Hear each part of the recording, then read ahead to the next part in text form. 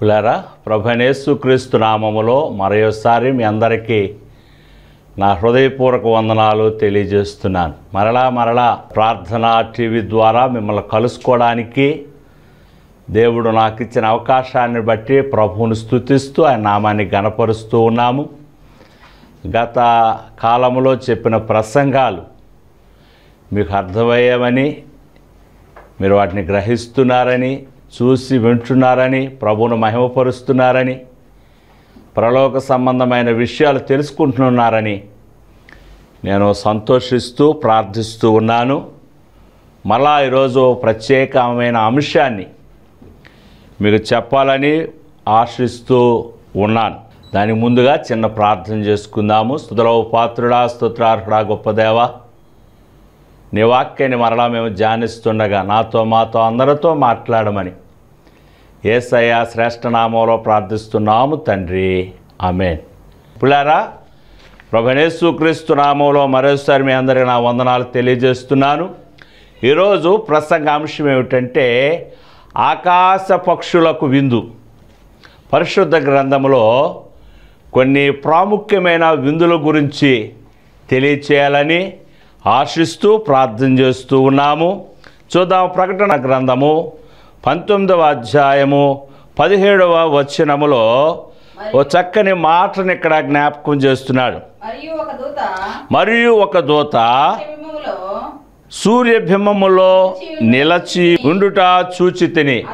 అతడు గొప్ప శబ్దముతో ఆర్భటించి, రండి, రాజుల మాంసమును, సహస్రాధిపతుల మాంసమును, బలిష్ఠుల మాంసమును, గుర్రముల మాంసమును, వాటి మీద కూర్చుండు వారి యొక్క మాంసమును, స్వతంత్రులేమి, దాసులేమి, కొద్దివారేమి, గొప్పవారేమి, అందరి యొక్క మాంసమును తినుటకై దేవుని గొప్ప విందుకు కూడి రండని ఆకాశ మధ్యమందు ఎగురుచున్న సమస్త పక్షులను పిలిచెను. పులారా, దేవుడు ఆకాశ పక్షులకు విందు చేయబోతున్నాడు. ఈ యొక్క విందును గురించి చెప్పే ముందు యేసు ప్రభు భూమి మీద మొట్టమొదటిసారి వచ్చినప్పుడు, అనగా మొదటి రాకడలో వచ్చినప్పుడు ఒక విందు ఏర్పాటు చేశాడు. దాన్ని ప్రభు రాత్రి భోజనం అని మనం పిలుస్తాం. చూద్దాం. మత్తయి రాసిన సువార్త 26వ అధ్యాయము 26వ వచనములో పస్కా పండుగ దినమప్పుడు యేసు ప్రభు ఆయన శిష్యులకు గొప్ప విందు ఇచ్చినట్లుగా మనం చూస్తూ ఉన్నాము.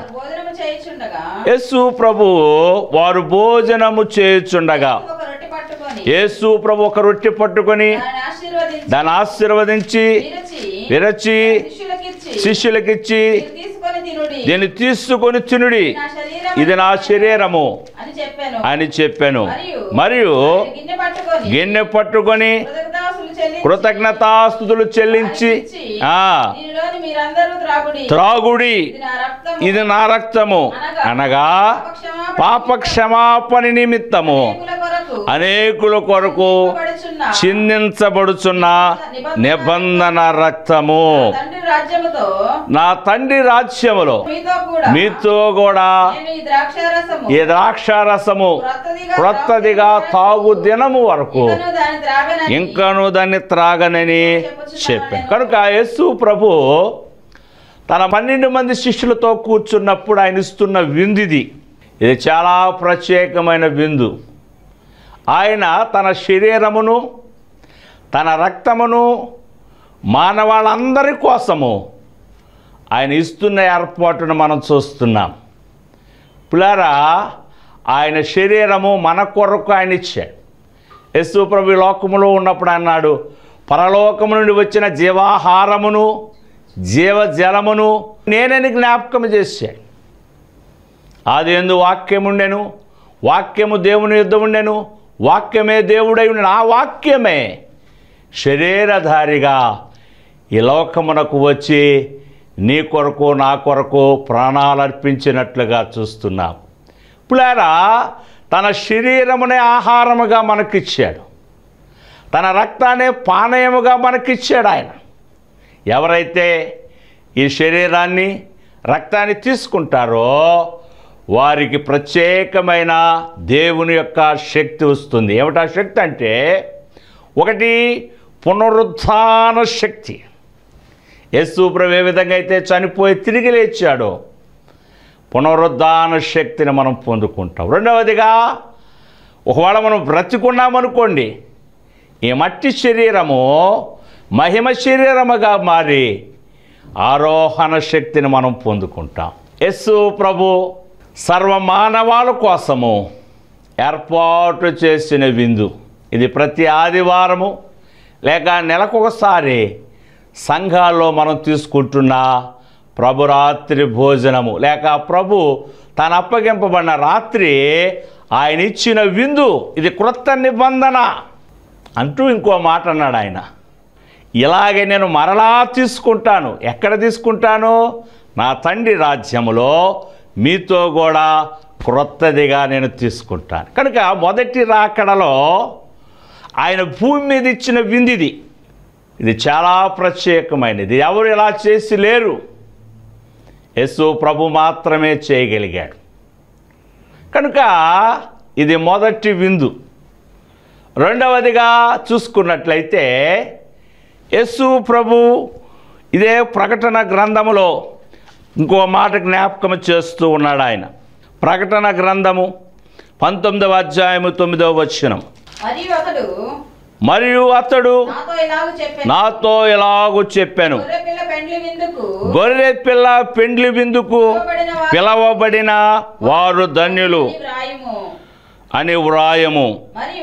మరియు ఈ మాటలు దేవుని యథార్థమైన మాటలని నాతో చెప్పెను. పిల్లారా, ఇవి చాలా ప్రాముఖ్యమైన మాటలు. ఈ మాటలు చెప్పాలని పరిశుద్ధాత్మ దేవుడు నన్ను ప్రేరేపిస్తున్నాడు. ఎందుకు ఈ మాటలు చెప్తున్నానంటే, ప్రకటన రాసిన గ్రంథము 1వ అధ్యాయం 3వ వచనములో ఓ చక్కని మాట, సమయము సమీపించుచున్నది గనుక, ఈ లోకము అంతమైపోయే సమయము, ప్రభు యొక్క రాకడ సమయము. పిల్లారా, ప్రకటన గ్రంథములో అపోస్తులుడైన యోహాను ద్వారా దేవుడు రాయించిన మాటలన్నీ నెరవేరే కాలము సమీపిస్తున్నది కనుక ఈ ప్రవచనాత్మకమైన మాటలు ఒకటి చదవాలి, రెండు చదువువాడును వినువాడును గైకునేవాడు ధన్యుడని వ్రాయబడింది. కనుక మీరు చదువుతున్నారు, మీరు ధన్యులు. వింటున్నా, మీరు ధన్యులు. మేము ధన్యులము. వినడం వల్ల విశ్వాసం కలుగుతుంది. విశ్వాసయుతమైన ప్రార్థన ఆరోగ్యాన్ని స్వస్థపరుస్తుంది. పిల్లారా, దేవుని వాక్యాన్ని వినాలి. వినడం వల్ల విశ్వాసము. దేవుని వాక్యాన్ని ఎప్పుడైతే మనం వింటున్నామో మన హృదయాలు తెరవబడుతుంది. లూదియా హృదయము తెరవబడింది దేవుని వాక్యం విన్నప్పుడు. మన చెవులు తెరవబడతాయి. కనుక దేవుని వాక్యాన్ని వింటున్నప్పుడు లూదియా హృదయము తెరవబడింది. ఎవరైతే ఈ ప్రకటన గ్రంథాన్ని చదువుతారో, వింటారో, గైకుంటారో వారి హృదయములు తెరవబడతాయి, కన్నులు తెరవబడతాయి, పరలోక ద్వారాలు తెరవబడతాయి. ఇంకా అనేక విషయాలు మనము గమనించగలుగుతామని వాక్యము సెలవిస్తూ ఉన్నది. పిల్లారా, గమనించండి. కనుక నేను చెబుతున్న ఈ మాటలు పరిశుద్ధ గ్రంథములో వ్రాయబడిన మాటలు, ఈ మాటలు యథార్థమైన మాటలని నాతో చెప్పుతున్నాయి. యోహాను భక్తుడు పద్మస్ లంకలో ఉన్నప్పుడు దేవుడు ఆయనకి ఏమైతే చూపించాడో, ఏమైతే ఆయన విన్నాడో, ఏమైతే ఆయన కన్నులారా చూశాడో ఆ మాటలను ఇక్కడ రాస్తూ అంటున్నాడు. ఈ మాటలు యథార్థమైన మాటలని జ్ఞాపకం చేస్తున్నాడు. అవును పిల్లారా, ఈ లోకములో చాలామంది మాట్లాడుతారు కానీ ఆ మాటలో యథార్థత ఉండదు. కానీ యేసు ప్రభు మాటలు యథార్థమైన మాటలు. ఆయన నిన్న నేడు ఏకరీతిగా ఉన్న దేవుడు, మార్పు లేని దేవుడు. ఆయన ఆల్ఫా ఒమేగా ఉన్న దేవుడు.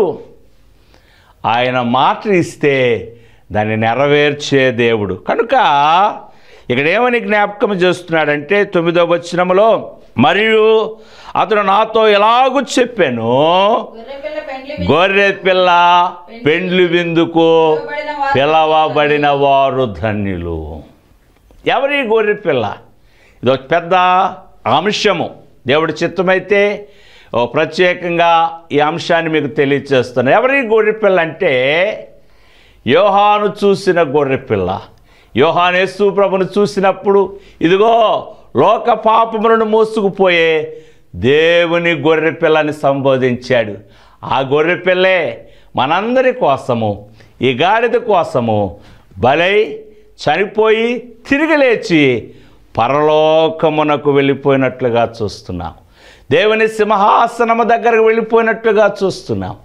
ఆ గొర్రె పిల్ల యేసు ప్రభువునకు సాదృశ్యముగా ఉన్నది.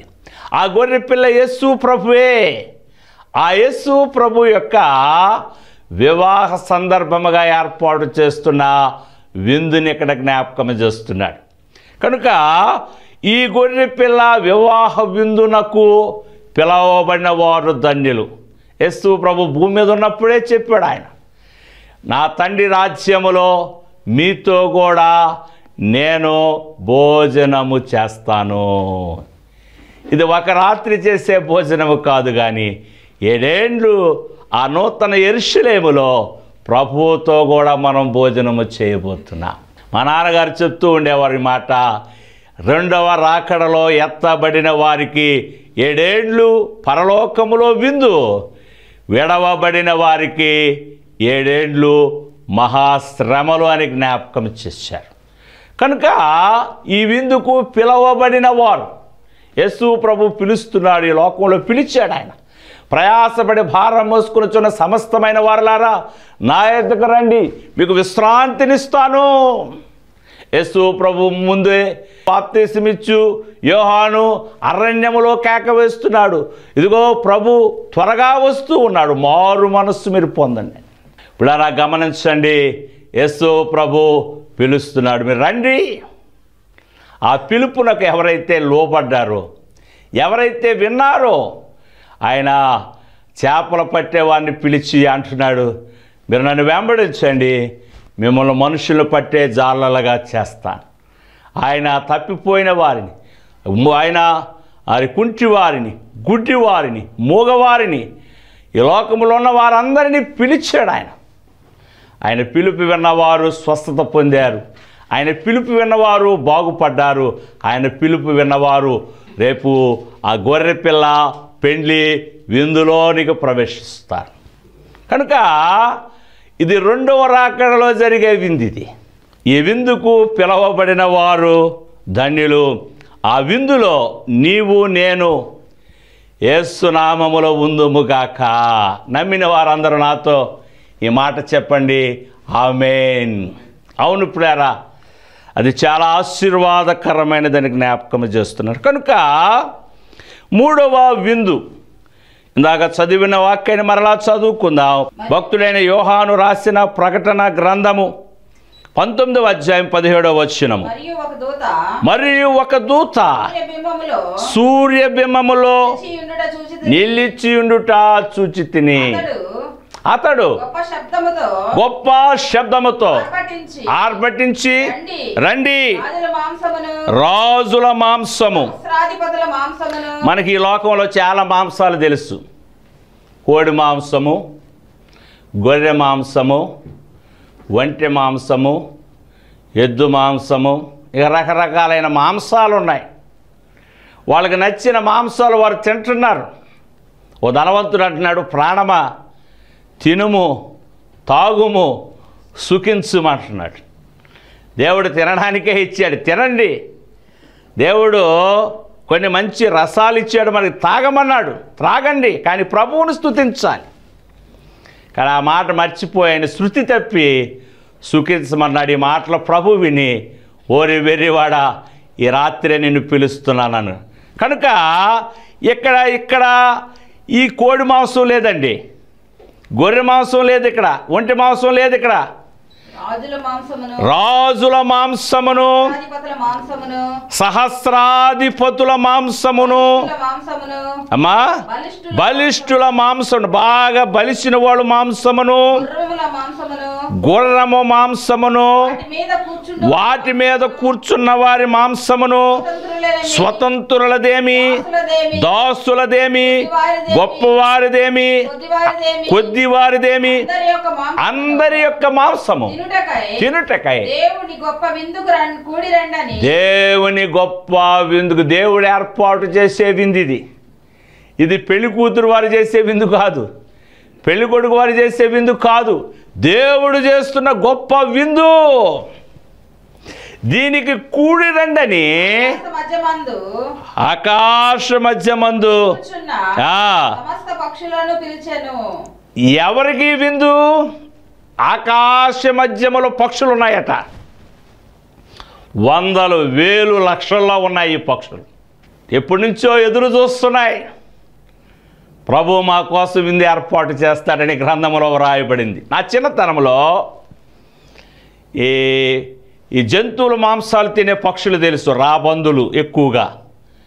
అవి ఇప్పుడు కనబడట్లేదు, ఎక్కడికి వెళ్ళిపోయే తెలియదు, అంతరించిపోయేవేమో అనుకున్నాను. కానీ తర్వాత నేను వార్తల్లో విన్నాను, ఈ పక్షులన్నీ యెరూషలేముకు వెళ్ళిపోతున్నాయట. ఎందుకు వెళుతున్నాయంటే దేవుడు ఏర్పాటు చేయబోయే ఆ విందులో పాల్గొనవాలి.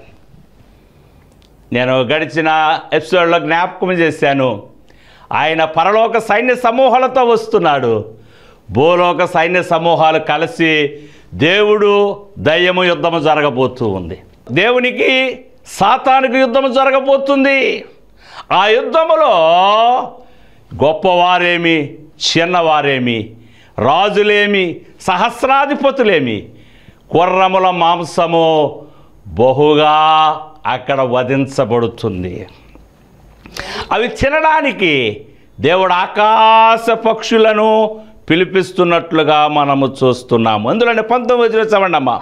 మరియు ఆ గుర్రం మీద కూర్చున్న వారితోనూ ఆయన సేనతోనూ యుద్ధము చేయుటకే, మరియు ఆ గుర్రం మీద కూర్చున్న యేసయ్యతోనూ ఆయన సేనతోను యుద్ధము చేయుటకే క్రూర మృగమును రాజులను భూరాజులను వారి సేనలను కూడి ఉండగా నేను చూచి తిని. దేవునితో యుద్ధం చేయడానికి, దేవుని సైన్యంతో యుద్ధం చేయడానికి ఆ క్రూర మృగము అపవాది భూలోక రాజులను వారి సేనలను కూడి ఉండగా నేను చూచి తిని. పిల్లరా గమనిద్దాం, ఇది పరలోకానికి భూలోకానికి జరగబోయే యుద్ధం. ఇది ఈ యుద్ధమును నేను చూచి తిని అని భక్తుడైన యోహాను ఈ ప్రకటన గ్రంథంలో రాయించినట్లుగా చూస్తున్నాము. ఇందులోనే 20 వచనం కూడా చదువుతా త్వరగా. అప్పుడు ఆ మృగము దాని ఎదుట సూచన క్రియ చేసి దాని ముద్రను, ఈ క్రూర మృగము చేత ప్రేరేపించబడిన వారి దాని యొక్క ముద్ర ఉంది. 666 ముద్ర ఎవరైతే వేయించుకున్నారో, ముద్ర వేయించుకున్న వారును ఆ మృగము యెరూషలేములో నిలబెట్టబోయే ఆ ప్రతిమకు నమస్కారం చేసిన వారును అబద్ధ ప్రవక్తయు పట్టబడి వారిద్దరూ గంధకములతో మండు అగ్నిగుండముల్లో ప్రాణములతోనే వేయబడిరి. కడమవారు గుర్రం మీద కూర్చున్న వారిని నోట నుండి వచ్చిన ఖడ్గము చేత వధించబడిరి. వారి మాంసము పక్షులన్నీ కడుపార తినాయట. ఎన్ని నెలల నుంచి ఎదురు చూస్తున్నాయో, సంవత్సరాల నుంచి ఎదురు చూస్తున్నాయో మాకు అర్థం కాదు. కానీ ఈ పక్షులు ఆ మహావిందు కోసం ఎదురు చూస్తూ ఉన్నది. ఇది 3వ రాకడ తరువాత, అనగా ఆయన అశ్వారూఢుగా వచ్చిన తరువాత జరగబోయే యుద్ధమని దేవుని వాక్యము సెలవిస్తూ ఉన్నది. ఈ రోజుల్లో పక్షులకి ఆహారం దొరకట్లేదు, ఎందుకంటే మనుషులే తినేస్తున్నారు. అన్నీ పురుగుల దగ్గర నుంచి పెద్ద పెద్ద జంతువుల వరకు మనుషులే తినేస్తున్నారు, వాళ్ళకి సరిపోవట్లేదు కరోనా వలన. కరోనాలో ఒక ఉదంతి ఏమిటంటే, బాగా తింటే కరోనా రాదని కోళ్ళు తినేసాము, గొర్రెలు తినేసాము, ఇంకా ఏదో తినాలని మనిషి ప్రయత్నం. కనుక పక్షులకి ఆహారం దొరకట్లేదు. ఆ పక్షులకు దేవుడు మహావిందు ఏర్పాటు చేశాడు. కనుక ఇది ఆకాశ పక్షుల విందును దేవుడు ఏర్పాటు చేయబోతున్నట్లుగా మనం చూస్తున్నాం. పిల్లరా, గమనించినట్లయితే వారు కడుపారా వచ్చినాయట, తిని దేవుణ్ణి మరి స్తుతించినట్లుగా చూస్తూ ఉన్నాం. ఇందులోనే మనం గమనించినట్లయితే ప్రకటన గ్రంథము 16వ అధ్యాయము 13వ వచనం చదువుకున్నప్పుడు అర్థమవుతుంది. మరియు ఆ ఘట సర్పమును నోట నుండి, క్రూరము నోటి నుండి, అబద్ధ ప్రవక్త నోటి నుండి కప్పల వంటి 3 అపవిత్రాత్మలు బయలువెడలగా చూచి తిని, అవి సూచనలు చేయనట్టి దయ్యముల ఆత్మలే. అవి సర్వాధికారి అయిన దేవుని మహాదినమును జరుగు యుద్ధమునకు లోకమంతట ఉన్న రాజులను పోగు చేయవలని వారి యొద్దకు బయలుదేరండి. ఇక్కడ క్రూర మృగము అపవాది నోటిలో నుండి, అబద్ధ ప్రవక్త నోటిలో నుండి, ఘట సర్పము నోటిలో నుండి, కప్పల వంటి 3 అపవిత్రాత్మలు బయలువెడుట నేను చూచి తిని.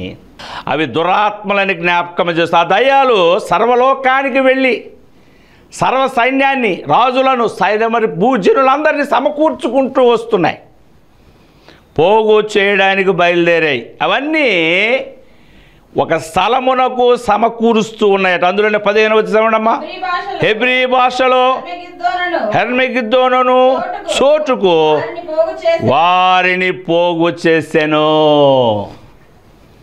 కనుక భూరాజులందరూ, సహస్రాధిపతులు, గొప్పవారు, కొద్దివారు, వారందరూ సమకూర్చబడుతున్నారు. వారి మాంసమును తినడానికి దేవుడు ఆకాశ మధ్యములో ఉన్న పక్షులను పిలవబోతూ ఉన్నాడు. కనుక 3 విందులను జ్ఞాపకం చేశాను. చాలా విందులు ఉన్నాయి, కానీ ఉన్న సమయమును బట్టి మొదటిగా యేసు ప్రభు మొదటి రాకడలో ఆయన శరీరమును రక్తమును మనందరికీ విందుగా ఇచ్చిన సందర్భాన్ని మనం చూస్తున్నాం. రెండవ రాకడలో గొర్రెపిల్ల పెండ్లి విందుకు పిలవబడిన వారు ధన్యులని ఆయన వ్రాశాడు. ఆ విందులో ఉన్నవారు ధన్యులు. ఈ 3వ రాకడ తరువాత ఆయన అశ్వారుడుగా వచ్చిన తరువాత ఆకాశ పక్షులకు విందు చేయబోతున్నాడు. ఇలాంటి విందు ఎవరు చేస్తుండరేమో. ప్రపంచంలో ఎంత విందు ఇంతవరకు ఎవరు చేసి ఇన్ని 100 కేజీలో లెక్కలేదు. ఆ విందు దేవుడు పక్షులకు ఏర్పాటు చేస్తున్నట్లుగా మనం చూస్తున్న దానికోసము అవి ఎదురు చూస్తూ ఉన్నాయి. అందును బట్టి ప్రభువును స్తుతిస్తూ ఉన్నాము.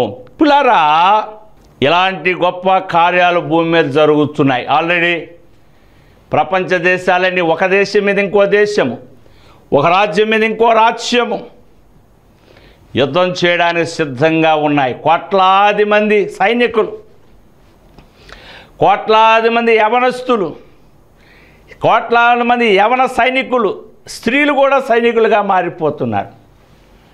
యుద్ధం చేసుకోవడానికి సిద్ధంగా ఉన్నారు. యుద్ధ వాతావరణం కనబడుతుంది. 3వ ప్రపంచ యుద్ధము ప్రారంభ సూచనలు కనబడుతున్నాయని అనేక మంది విశ్లేషకులు మనకు తెలియజేస్తూ ఉన్నారు. ఇప్పుడు గమనించండి, ఇది ఇంకా కొంత కాలములోనే, అతి త్వరలోనే జరగబోతుంది. ఈ మాటలు వినినప్పుడు మనం భయపడకూడదు, కానీ మరి ఎక్కువగా ప్రార్థించడము, మరి ఎక్కువగా దేవుని వాక్యాన్ని చదువుకోవడము, మరి ఎక్కువగా కనిపెట్టడము. ప్రభువా, ఇదిగో నమ్మి బాప్తీసం తీసుకున్నాము, ప్రతి నెల నీ సంస్కార విందులో మేము పాల్గొంటున్న మేము ఏమాత్రము వెనక తిరగకుండా నేను వెంబడించడానికి సహాయం దయచే ప్రభు అని ప్రార్థన చేయాలి. ఈ విందులో పాల్గొన్న మనము ఆ విందులో చేరితే అది మనకు ఆశీర్వాదకరము. ఏ విందు? గొర్రె పిల్ల పెండ్లు విందులో చేరడం మనకు ఆశీర్వాదకరం. ఒకవేళ ఆ విందులో నీవు నేను చేరబడకపోతే ఈ పక్షులకు మనం విందుగా మారిపోతాం. ఒకవేళ 666 ముద్ర వేసుకున్నామనుకో, లేక అపవాది ఆ యెరూషలేములో నిలబెట్టబోతున్న ఆ ప్రతికము నమస్కారం చేశామనుకో, ఈ ఆకాశ పక్షులకు మనం విందైపోతాము. చాలా విచారము పులర గమనించి కనుక ప్రభు త్వరగా వస్తూ ఉన్నాడు. ఈ మాటలను మనము జాగ్రత్తగా వినవలసిన వారమై ఉన్నాము. హెబ్రీయులకు రాసిన పత్రికలో మరొక మాట పరిశుద్ధాత్మ దేవుడు జ్ఞాపకం చేస్తూ ఉన్నాడు. హెబ్రీయులకు రాసిన పత్రిక 10వ అధ్యాయము 37వ వచనం చదువుకుందాం. ఇక కాలము కొంచెముగా ఉన్నది, వచ్చుచున్నవాడు ఆలస్యము చేయక వచ్చుచున్నాడు. ఇంకా సమయం ఉందలే, ఉద్యోగం చేసుకుందాం, వ్యాపారం చేసుకుందాం, పెళ్లి చేసుకుందాం, పిల్లలకి అందాం, చీటీ కట్టుకుందాం, ఇంకేదో కట్టుకుందామని ఆలోచన చేస్తున్నావేమో. గమనించు, ఇక కాలము బహు కొంచెముగా ఉన్నది గనుక వచ్చుచున్నవాడు ఆలస్యము చేయక వచ్చును. నా ఎదుట నీతిమంతుడైన వాడు విశ్వాసమూలముగా జీవించును గాని అతడు వెనుక తీసిన యెడల అతని యందు నా ఆత్మకు సంతోషము లేదు. పిల్లారా, నువ్వు వెనక్కి తీసుకున్నట్లయితే, నువ్వు ప్రార్థన చేయకుండా వెనకబడినట్లయితే, వాక్యం చదవకుండా వెనకబడినట్లయితే, మందిరానికి వెళ్ళకుండా వెనకబడినట్లయితే నీ విషయములో దేవునికి సంతోషం లేదు. ఇదిగో సొదొమ గొమొర్రా మీద అగ్నిగంధకములు పడుతున్నప్పుడు లోతు భార్య వెనుకకు తిరిగి ఉప్పు స్తంభం అయిపోయింది. జాగ్రత్త, నీవు నేను ఎలాగున్నామో ఒకసారి పరిశీలన చేసుకుందాం. ఇక సమయము కొంచెముగా ఉన్నది, వచ్చుచున్నవాడు ఆలస్యము చేయకుండా వస్తున్నాడు. ఆయన త్వరగా వస్తున్నాడు, ఆయన త్వరగా వస్తూ ఉన్నాడు. ఈ మాటను చెప్పాలని నేను చాలా ఆశపడుతున్నాను. ఎందుకంటే పర్వాలేదులే, ఇంకా సమయం ఉందనుకుంటున్నాం. గర్భిణీ స్త్రీకి ఏ విధంగా అయితే అకస్మాత్తుగా నొప్పులు వస్తాయో అనుకుంటా, ఏం పర్వాలేదు అనుకుంటాం. కానీ గర్భిణీ స్త్రీకి ఏ విధంగా అయితే అకస్మాత్తుగా నొప్పులు వస్తాయో, దేవుని రాకడా అలా మన మీదకి వచ్చేస్తుంది. సిద్ధపడదాం పుడారా. దేవుడు తన ప్రణాళిక ప్రకారం సమస్తము చేసుకుంటూ వస్తున్నాడు. ఆయన తన కాలములో ఆయన సమస్తాన్ని చేసుకుంటూ వెళ్ళిపోతున్నాడు. ఈ మాటలు విన్నా మీరు చెప్పిన నేను ధన్యులమని నమ్ముతున్నాను. దేవుడు ఈ మాటలను దీవించునుగాక. ఆమేన్. ప్రార్థన చేసుకుందాం. స్తుతులకు పాత్రుడా, స్తోత్రార్హుడా, గొప్ప దేవా, ఆశ్చర్యకరుడా, ఆలోచనకర్త, బలవంతుడైన ప్రభువా, నీకు వందనాలు. ఆకాశ పక్షులకు నువ్వు విందు చేయబోతున్నావని వ్రాయబడిన మాటలను మేము చదువుకున్నాము ప్రభువా, నీ స్తోత్రాలు. నువ్వు దానియేలుతో చెప్పావు ఈ మాటలు ముద్రించమని, భక్తుడైన యోహానుతో నువ్వు చెబుతున్నావు ఈ మాటలను ప్రచురించమని. ఈ ప్రకటన గ్రంథమును, ఈ యొక్క ప్రత్యక్షత గ్రంథమును ఈరోజు చెప్పడానికి మీరు కృపించారు ప్రభువా, మీకు వందనాలు. చెప్పబడిన మాటలు దుష్టుడు ఎత్తుకుపోకుండా నీరు కట్టి ఫలింపచేయండి అయా. అవి అర్థమవడానికి సహాయము దయచేయండి. నీ పరిశుద్ధాత్మ సహాయము దయచేయమని విన్నవారిని దీవించమని యేసు నామములో ప్రార్థిస్తున్నాము తండ్రి. మన ప్రభువైన యేసుక్రీస్తు కృప, దేవుని సహాయము, పరిశుద్ధాత్మతోడు మనందరికీ తోడుగా ఉండి నడిపించునుగాక. ఆమేన్. పిల్లారా, ఈ ప్రోగ్రాము ఏ విధంగా చేయడానికి మా పెద్దబావ గారు ఎవాంజలిస్ట్ మాజీ బీరుదేవ్ గారు, మా అక్క అమరజ్యోతి గారు వారు ఎంతో దాతృత్వంతో మాకు సహాయం చేశారు. దేవుడు వారిని, వారి కుటుంబాన్ని దేవుడు వారిని వారి పిల్లల్ని దీవించునుగాక. ఆమేన్.